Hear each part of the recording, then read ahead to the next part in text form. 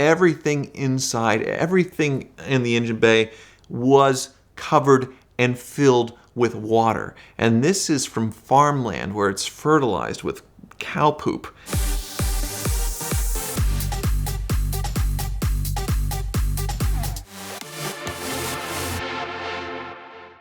So in my YouTube career, I have buried 3 cars out of frustration. And the reason I do it is they're totally unfixable. They're mechanically totaled so many times over, and usually it's because I got scammed, but also I just don't want to subject someone else to trying to fix these cars because it's a no-win scenario.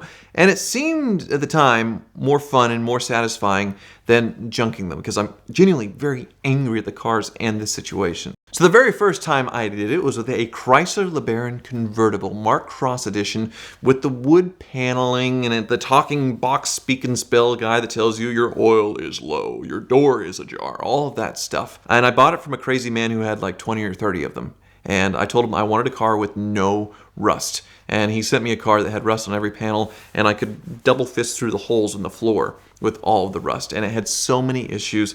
It was a 1 year only, I think, for a carbureted Mitsubishi motor in it, and the carburetor was $1,000. It had so many problems. It was rusted to hell. It was unfixable. So I was so mad that I asked the car wizard, my mechanic, if I could dig a hole and bury the car on his property. And I was like, sure, that's fine. So dug the hole, drove it into the hole, and left it alone for a year. And then dug it up a year later. The darn thing started, believe it or not. After sitting in the ground, it was crushed. The suspension was crushed, the windshield, the top, everything just crushed the ground. But it still cranked over, and with starting fluid, it started up. And the video went gangbusters. Millions of views on burying it, millions of views digging it back up. Great video. And I thought, boy, I can't wait to do this again. And boy, do I have the perfect car. It was from season 1 of Car Issues, and it was a 2004 Range Rover with that BMW engine that was having the timing chain failure, had so many other issues that, once again, it was mechanically totaled. So I decided, rather than getting the $500,000 for scrap, this YouTube series did so well, let's dig the hole again, drive the thing into the hole, and wait a year. But this time, my friend Freddie Tavares, as we all know now, wanted to get in on the fun. And at the time, I think I had twice the subscribers that he had. So he had bought some cars from me, the burned down Ferrari, and I think the Bentley Continental GT. So he was buying cars from me as sloppy seconds because I was the big YouTuber at the time. Not anymore, obviously. But he wanted to show up when the car was being dug up, and I would do the whole reveal of the car being dug up to see if it would run again. And then Freddie, with his typical moonshot idea, he would take from that video, take the car, fix it, and then drive it cross-country somewhere, home, wherever he was going to go. A car, a Range Rover that had been buried in the ground. He was going to fix the engine issues, fix whatever issues there were from it being buried, and then drive it. It was a really dumb idea. And the big difference between the LeBaron and the Range Rover was the amount of rain we had. Record rain in Kansas. So the water table raised, and not only was the Range Rover buried, but basically it was buried and then filled up completely with water. So everything inside, everything in the engine bay was covered and filled with water. And this is from farmland where it's fertilized with cow poop, and it smelled like it too. So it came up. Instead of it being a white Range Rover, it was a brown Range Rover, and the interior was caked in slimy brown grossness. So there was obviously no way Freddie was going to get it running, but he decided he was going to try.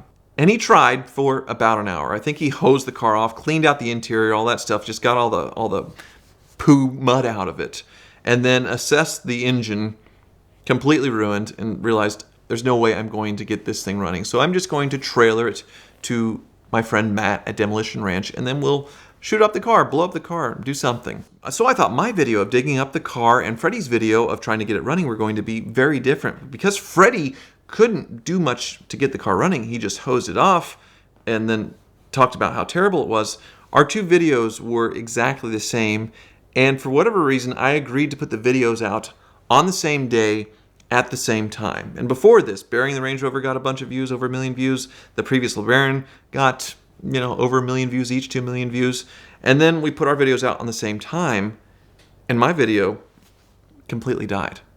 Meanwhile, Freddie's video on my Range Rover kept going and going and going and going. It currently sits at 16 million views. It is his most viewed video on his YouTube channel and gained him 130,000 subscribers. Doing what I would have done, dug the car up, hosed it off, and realized that it's ruined. He literally stole my thunder and took all the views. 3 times the views of what my biggest video on my channel ever was.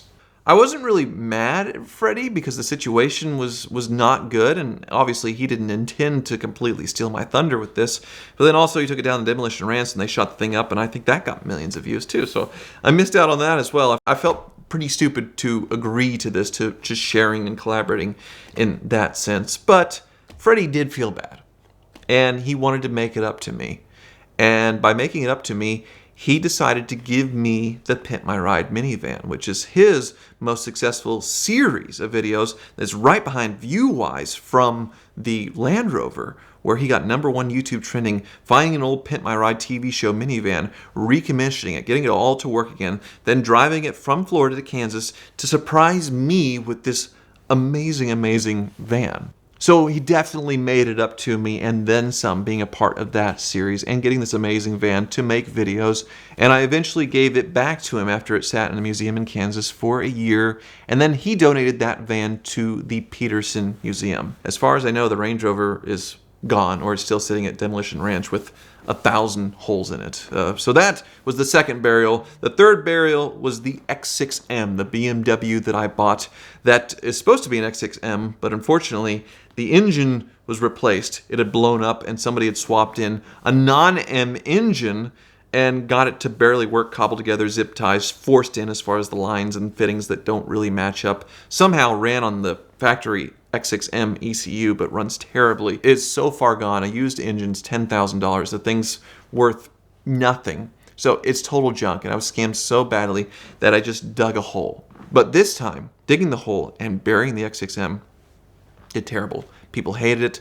The like ratio was low. A lot of comments saying I would have fixed that BMW if you had just given it to me. The world sort of changed, and just like destroying a car, even though it's obviously mechanically totaled so badly, and an absolutely horrible cosmetic condition on top of that. Had a really bad repaint, been in Texas his whole life. The interior was gross. There's no redeeming quality to this vehicle, but it is a BMW X6M. And people think that this car that could barely go 20 or 30 miles an hour with all these other issues, no air conditioning, could like help a single mom get her kids to school, which is absolutely not. It would be a burden to anybody. Even a mechanic, it would be an absolute burden to someone that was pretty handy. It's a worthless piece of junk, and I put it in the ground, but the backlash was so negative this time, even though it was the exact same video, that we're going on 2 years and I still haven't dug it back up. It's behind Hoovie's Garage 3.0, and it was buried before my building was erected and finished and the home renovation's done.